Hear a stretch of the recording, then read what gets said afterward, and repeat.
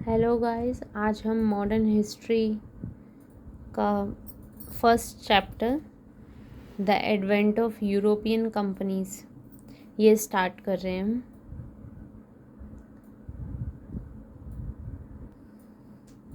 Vasco da gamma led by a Gujarati guide named Abdul Majid. Zamorin, the then ruler of Calicut, welcomed Vasco da Gama. In 1505, Francisco de Almeida arrived at India as first Portuguese governor. ये line important है। ये आपको पता होना चाहिए कि सबसे पहले जो पोर्टुगीज़ गवर्नर है कौन सा आया था इंडिया में। Almeida rendered the blue water policy. Blue water policy is very important, इस पर डायरेक्ट क्वेश्चन आ सकता है।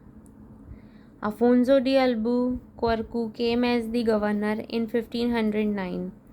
In 1510 he snatched Goa from Yusuf Adil Shah. 1510 में गोवा को यूसुफ आदिल शाह से छीन लिया पोर्टुगीज़ गवर्नर ने।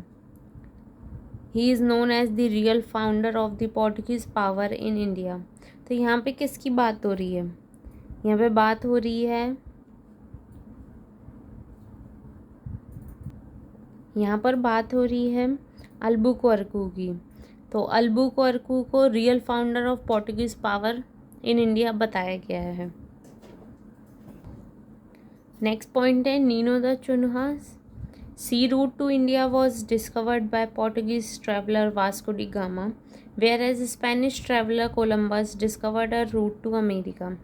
Vasco da Gama Portuguese traveller थे जिन्होंने इंडिया के लिए सी रूट डिस्कवर्ड किया, और स्पेनिश ट्रेवलर कोलम्बस ने अमेरिका के लिए रूट डिस्कवर्ड किया। The sequence of arrival of European companies to India is Portuguese, Dutch, English, Danes and French. ये बहुत इंपॉर्टेंट है क्योंकि इसमें डायरेक्ट सीक्वेंस पूछ सकते हैं कि सबसे पहले कौन सी फॉरेन पावर आई थी इंडिया में, एंड अरेंज करने को भी दे सकते हैं। नेक्स्ट है आपका Portuguese were first to arrive in 1498 and were last to leave India in 1961। सबसे पहले इंडिया में पोर्टुगीज़ आए थे और सबसे लास्ट में ही वो लोग गए हैं जब गोवा हमने स्नैच्ड किया पोर्टुगीज़ से। Jose Ferreira Bossa was the governor general of Goa when India got independence in 1947. Portuguese were the first to establish sea trading centers in India. Portuguese in 1503 established their first factory at Cochin, whereas their second factory was established at Kannur in 1505. तो ये आपको पता होना चाहिए कि सबसे पहले किसने फैक्ट्री एस्टेब्लिश करी थी कोचिन में, तो वो थे पोर्टुगीज़। तो गाइस आप लोगों को पता होना चाहिए सबसे पहले पोर्टुगीज़ आए, then Dutch, English, Danes and then French. Dutch were first to start joint stock company in India.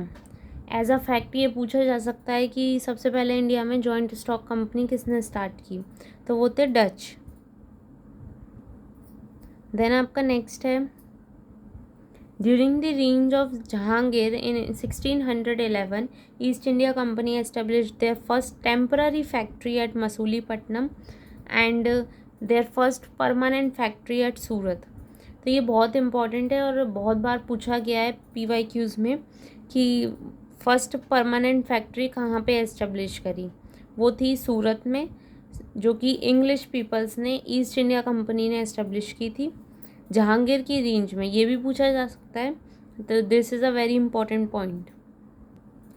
मैंने इसमें कोशिश की है कि मैं उन्हीं पॉइंट्स को आपको बताऊं जो आपके लिए एग्ज़ाम पॉइंट ऑफ व्यू से इम्पॉर्टेंट है, एंड लास्ट मिनट रिवीजन आपको इन्हीं का करके जाना है।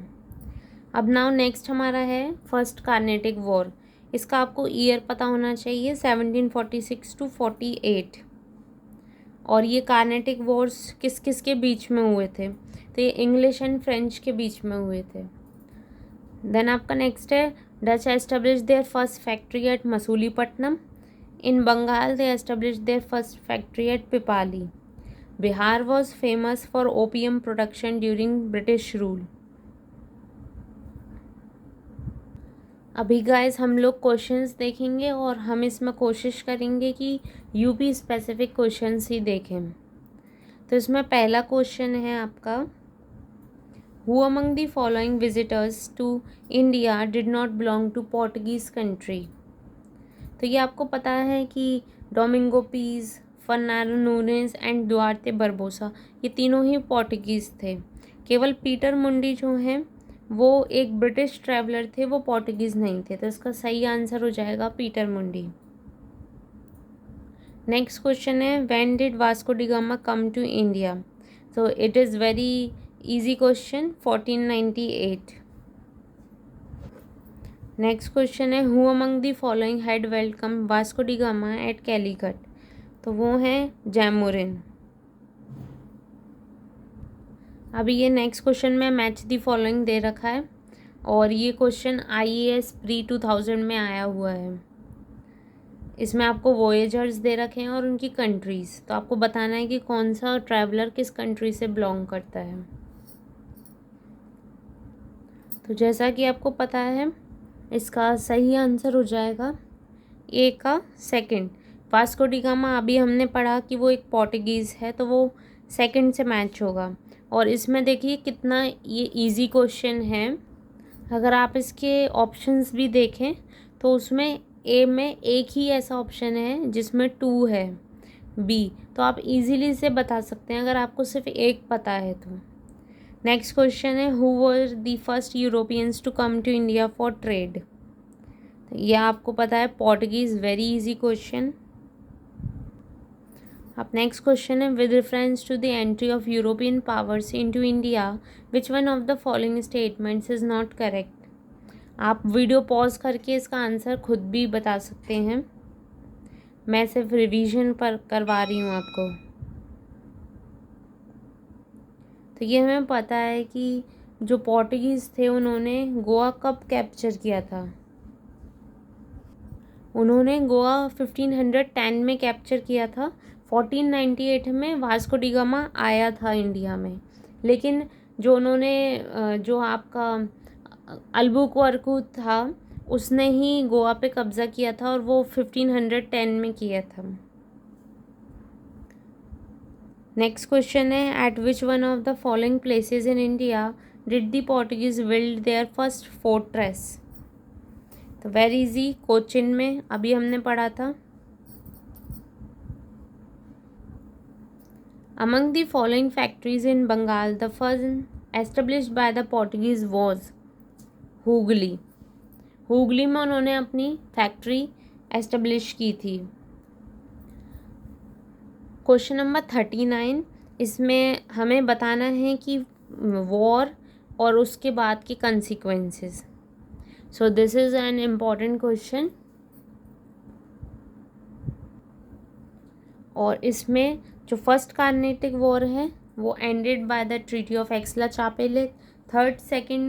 Second Carnatic war inconclusive war था, वहाँ से कुछ भी नहीं मिला हमें।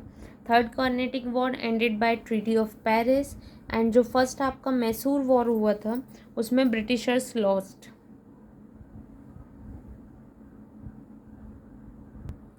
क्वेश्चन नंबर 48 देखिए गाइस, अभी मैंने आपको बताया था कि अरेंज करने के लिए आ सकता है।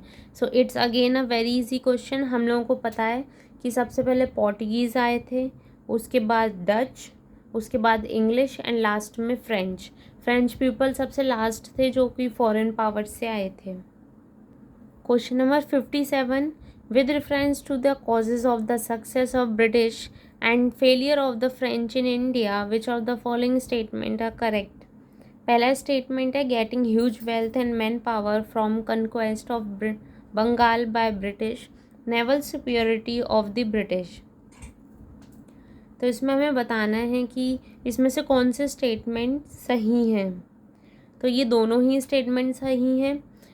ऐसे तो बहुत सारे रीजंस थे जो कि ब्रिटिशर्स की सक्सेस का कॉज बने, लेकिन नेवल सुपीरियरिटी, उनकी जो ह्यूज वेल्थ थी उनका मैन पावर, उनके पास बहुत ज़्यादा एडवांस हथियार थे और आर्मी भी उनकी काफ़ी स्ट्रॉन्ग थी। एंड उनका जो इंटरनल कोऑर्डिनेशन था अमंग ब्रिटिश आर्मी, ये सब रीजंस थे जिसकी वजह से leads to the success of British in India.